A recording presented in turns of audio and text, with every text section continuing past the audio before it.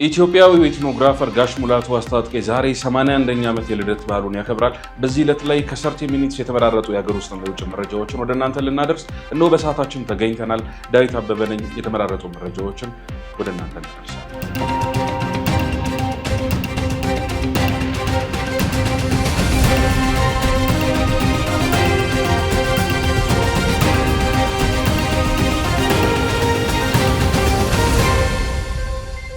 በዕለቱ የ30 ሚኒትስ ኢትዮጵያ የዩቲዩብ ገጽ የሚተላለፉ አሁናዊ መረጃዎችን ለመከታተል ከፈለጋችሁ ሰብስክራይብ በማድረግ አብሮነታችሁን ልታሳዩ ትችላላችሁ። ከሀገር ውስጥና ከውጭ አብራችሁን ለመቆየት ይረዳችሁ ዘንድ የመራረጥናቸውን መረጃዎች በጥቂት ወደ እናንተ እናንሳ። የዩክሬኑ ፕሬዚደንት ቮሎዲሚር ዜሌንስኪ ፑቲን ጦርነቱን መጨረስ አይፈልጉም ሲሉ ተናግረዋል። ዓለም አቀፍ መገናኛ ብዙሃን የእሳቸውን ፍሬ ከናፍር መነሻ በማድረግ ሀሳባቸውን በተለያዩ መገናኛ ብዙሃን ተንታኞችንም ጭምር በማስቀመጥ እያወሩ ነው። ስለዚህ ጉዳይ ሰፋ ያለ መረጃ ይዘናል። ወደ ሀገር ውስጥ ስንመለስ ደግሞ መነጋገሪያ የሆኑ ሀገረኛ ጉዳዮችን ነግራችኋለን። ቅዳሜና እሁዳችሁን በጥበብ መረጃዎች ትቆዩ ዘንድ እንዲሁ ጥበባዊ ጉዳዮችና ሁነቶችን እንጠቁማችኋለን። የመዝናኛ ወሬዎችን ይኖሩናል። ከኛ ጋር ስላላችሁ በጣም ደስ ብሏል። የመጀመሪያው ጉዳያችን ከጡረተኞች ጋር የሚገናኝ ነው። መልካምም ዜና ነው። ነገሩ እንዲህ ነው። የመንግስት ሰራተኞችና ጡረተኞችን የሚመለከት ነው። ተጠቃሚ የሚያደርግ የጤና መድን ስርዓት ለመተግበር የሚያስችል ነው ተብሏል። የኢትዮጵያ የጤና መድን አገልግሎት ምክትል ዳይሬክተር ናቸው የአምሮት አንዷለም ይባላሉ። ለሀገር ውስጥ መገናኛ ብዙሃን ከፍሬ ከናፍራቸው የተወሰደው መልእክት እንደሚያሳየው በ2017 ከ13.67 ሚሊዮን በላይ ቤተሰብ በማህበረሰብ አቀፍ የጤና መድን ተመዝግቦ አገልግሎት እያገኘ እንደሆነ ጠቅሰዋል ማለት ነው። ከዚህ ጋር በተገናኘ የህብረተሰቡ የጤና መድን አገልግሎት ተጠቃሚነት እያደገ ነው። ይህንን ጠቅሰዋል። በየዓመቱ በአገልግሎት የሚመዘገቡት አባላት ወቅቱን ጠብቀው አባልነታቸውን እያደሱ እንደሚገኙ ተናግረዋል ነው የተባለው። በነገራችን ላይ ከዚህ የአባላት እድሳት ጋር በተገናኘ 96 በመቶ በላይ መድረሱን ነው ኃላፊዋ ሲያነሱ የነበረው። የማህበረሰብ አቀፍ የጤና መድንን በተመለከተ ኢትዮጵያ ውስጥ ፖሊሲውን ለማስተካከል ለደሞዝተኛና የጡረታ አበል የሌላቸውን የህብረተሰብ ክፍሎች የሚያካትት እንደሆነ አንስተዋል። በንግድም በግብርናም በሌሎች መስኮችም በተለይ ቋሚ ገቢ ሳይኖራቸው የሚተዳደሩትን የሚመለከት ነው። ከጡረታ ጋር በተገናኘ የጤና መድኑ ሁሉን አቀፍ የጤና አገልግሎትን ተደራሽ ያደርጋል። ከዛ ውጭ ደግሞ ወሳኝ በሆኑ የህብረተሰብ ክፍል ተጠቃሚ ማድረግ እንዳለበትም ጭምር አስረድተዋል ማለት ነው። ስለዚህ የመንግስት ሰራተኞች እንደዚሁም ጡረተኞች የማህበራዊ መድን አገልግሎትን ለማስጀመር እየሰሩ እንደሆነ መረጃዎች ያመለክታሉ። ከባንክ ጋር የተገናኘ የፋይናንስ መረጃ ደግሞ እናንሳ። የናይጄሪያው ዜኒት ባንክ ወደ ኢትዮጵያ ጎራ ሊል እንደሆነ መረጃዎች አመላክተዋል። ዋና መስሪያ ቤቱ በሌጎስ ናይጄሪያ ነው የሚገኘው። ትርፋማ ከሚባሉ ዓለም አቀፍ ባንኮች መካከል በዝርዝር ውስጥ የሚቀመጥ ነው። በአፍሪካ ግንባር ቀደም ነው። የፋይናንስ ተቋማት ጭምር አንዱ ነው። ዜኒት ባንክ በኢትዮጵያ አዲስ በከፈተው የባንክና የፋይናንስ ዘርፍ ኢንቨስት ለማድረግ ያለውን ከፍተኛ ፍላጎት ገልጿል። ከዚህ ጋር በተገናኘ መረጃዎች እንደሚያሳዩት የኢትዮጵያ ኢንቨስትመንት ኮሚሽን ጉዳዩ ስለሚመለከተው አቶ ዝናቡ ይርጋ ከባንኩ ተወካዮች ጋር ውይይት አድርገው ነበር። ከዜኒት ባንክ ተወካዮች ጋር ኢትዮጵያ በጣም ግዙፍ ብሎም ታማኝ የሆኑ ዓለም አቀፍ ተቋማትን ለመቀበል ዝግጁ መሆኗንም ጭምር ገልጸዋል። በሰሃራ በታች ባሉ የአፍሪካ ሀገራት ውስጥ በኢኮኖሚ ጥንካሬዋ 3ኛ ደረጃ ላይ ትገኛለች። ይሄ ደግሞ ፕሮጀክቱ ለፋይናንስ ዘርፍ ምቹ ሁኔታ እንዲፈጥርም ያደረገ እንደሆነ ነው ሲያነሱ የነበሩት። የዜኒት ባንክ በአሁኑ ወቅት በኮርፖሬት እንደዚሁም በችርቻሮ በዲጂታል ባንክ አገልግሎቶች ላይ የተሳተፈ ነው። የፋይናንስ ስነ ምህዳሩን በማጠናከር የፖሊሲ አተገባበሩ ላይ ትላልቅ ስራዎችን ሊሰራ እንደሚችልም ጭምር መረጃዎች ያመላክታሉ። ከባንኩና ከፋይናንሱ ጋር በተገናኘ በአፍሪካና በዓለም ደረጃ የገበያው ሁኔታ በተሻለ መንገድ መረጋጋት እንዲኖር ያደርጋል የሚሉ መረጃዎች ከወዲሁ እየወጡ ነው ያሉት። የስራ ሳምንቱ የመጨረሻ ዕለት የ30 ሚኒትስ ኢትዮጵያ የዩቲዩብ ገጽ አሁናዊ መረጃዎች ከሀገር ውስጥና ከውጭ ተመራርጠው ወደ እናንተ እየደረሱ ነው። ሀገራዊ መረጃዎችን እየነገርናችሁን ወደ ቱሪዝሙ ጎራ እንበልና አርብ እንደመሆኑ መጠን አንዳንድ ጉዳዮችን ደግሞ ልንገራችሁ። በዓለም የቱሪዝም ድርጅት ቦርድ ውስጥ ውክልና ማግኘት ለቱሪዝሙ ዘርፍ እመርታ መሆኑ ተገኝቷል። የኢትዮጵያ ቱር ኦፕሬተር አሶሲዬሽን ይህንን ያሉት። የኢትዮጵያ ቱር ኦፕሬተር አሶሲዬሽን በቅርቡ በሳውዲ አረቢያ በሪያድ ከተማ የድርጅቱ ጠቅላላ ጉባኤ ምርጫ አድርጎ ነበር። ከዚህ ጋር በተገናኘ ማህበሩ ፕሬዚዳንት አቶ ፍጹም ገዛኸኝ ኢትዮጵያና አፍሪካን በመወከል የቦርዱ አባል ሆነው ተመርጠዋል። የእንኳን ደስ አላቸው መርሃ ግብሩም ላይ ተገኝተው ንግግር አድርገዋል። የማህበሩ አባላት የቱሪዝም ሚኒስትር ከፍተኛ አመራሮች፣ ዲፕሎማቶች ጥሪ የተደረገላቸው ቱሪዝም ይመለከታቸዋል የሚባሉት ሁሉ ጉዳዩን በቅርብ ሆነው ሲከታተሉት ነበረ። በዓለም አቀፍ ቱሪዝም ድርጅት በቦርድ ደረጃ ውክልና ማግኘቱ ዘርፉን ለማሳደግ ለሚደረገው ጥረት ትልቅ አቅም ሊፈጠር የሚችል እንደሆነም ሲነሳ ነበረ። የኢትዮጵያ ቱር ኦፕሬተር አሶሲዬሽን በተጨማሪ ባለፈው ዓመት በመንግስታቱ ድርጅት የቱሪዝም ድርጅት ነው በተባባሪ አባል ተመርጦ ነበር። ከዛ በኋላ ባለፈው ወር በሳውዲ አረቢያ በሪያድ ከተማ ድርጅቱ ጠቅላላ ጉባኤ አድርጓል። 45 ተባባሪ አባላት አሉት። ፕሬዚዳንቱ ኢትዮጵያን አፍሪካን በመወከል የቦርድ አባል ሆኖ መመረጥ መቻላቸውንም ጭምር መረጃዎቹ ያመላክታሉ። የኢትዮጵያ ቱር ኦፕሬተር አሶሲዬሽን ከዚህ ጋር በተገናኘ የእንኳን ደስ አላቸው ስሜቱን አስተላልፎ ነበር። ከ300 በላይ ድርጅቶችን ሲያስጎበኝ ነበረ።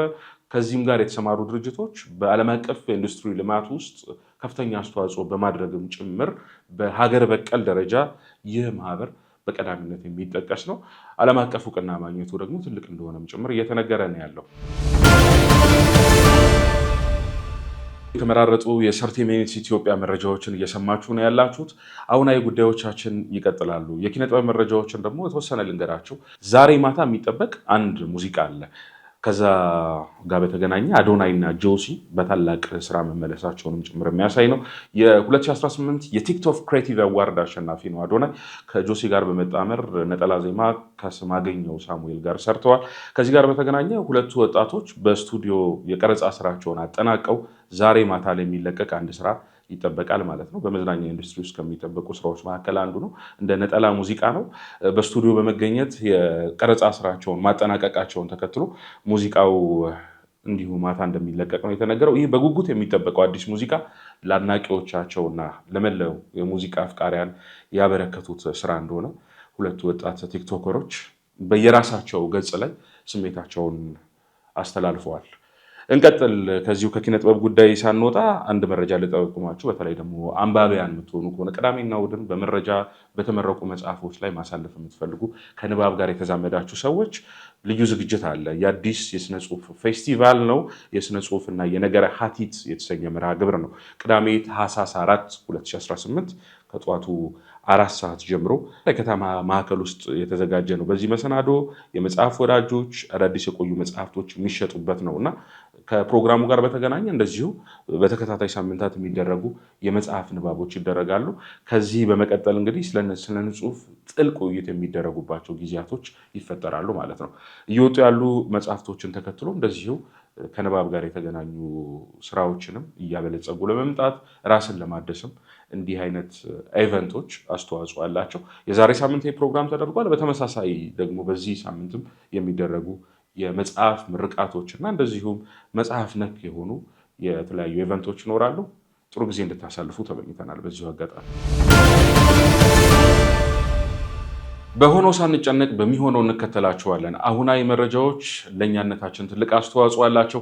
በ30 ሚኒትስ ኢትዮጵያ ዩቲዩብ ገጽ የተመራረጡ የሀገር ውስጥና የውጭ መረጃዎችን በዕለተ ዓርብ ወደ እናንተ እያደረስን ነው። ከሀገር ውስጥ ተሻግረን የባህር ማዶ ሁነኛ መገናኛ ብዙሃን በዚህ ሰዓት እያወሯቸው ያሉ ጉዳዮችን ደግሞ ጠቆም አደርጋችኋለሁ። ወደ ዩክሬን እና ራሽያ ሰሞንኛ ጉዳይ እንሻገራለን። ከዛ አስቀድሞ ግን የሰሜን የጦር ቃል ኪዳንን የሚመለከት የኔቶ መስፋፋትን በተመለከተ መገናኛ ብዙሃን አልጀዚራ፣ ቢቢሲ፣ ሲኤንኤን ሌሎቹም እያወሩ ያሉት መጠነ ሰፊ መረጃዎች አሉ።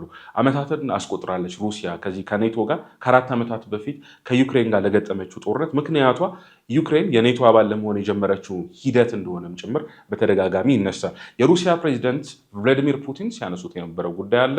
በተለይም ደግሞ የኔቶ መስፋፋት ለሩሲያ ደህንነት ስጋት ነው። በተደጋጋሚ ይህንን ሲያነሱ ነበር። ከዚህ ጋር በተገናኘ ነው ችግሩ የሚጀምረው። የጦርነቱ ዋነኛ መነሾ ምክንያት ሆኖ የተቀመጠ ነው። ዩክሬን ለ4 ዓመታት ያክል ከሩሲያ ጋር የተዋጋችበት፣ መስዋዕትነት የከፈለችበት፣ ከዛም ውጪ መሰረተ ልማቶችን ያጣችበት፣ ወታደሮች እንዲሰዉ የሆነበት፣ ንጹሐን ዜጎችም ህይወታቸውን እንዲያልፉ የሆነበት ምክንያት ከዚህ ጋር የተገናኘ ነው። የኔቶ አባል ለመሆን የጀመረችው ጥረት ነው።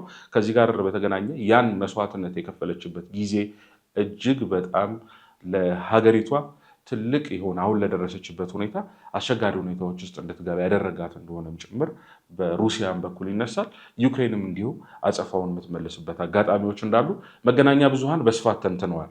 ሁለተኛው ጉዳያችንም ከዚሁ ከሩሲያና ከዩክሬን አይወጣም። ቮሎዲሚር ዜሌንስኪን የሚመለከት ስለሆነ ማለት ነው። ቮሎዲሚር ዜሌንስኪ በተደጋጋሚ ከሩሲያው ፕሬዚደንት ቮሎዲሚር ፑቲን ጋር የራሳቸውን የሆነ ሀሳቦች ሲያነሱ ይሰማሉ።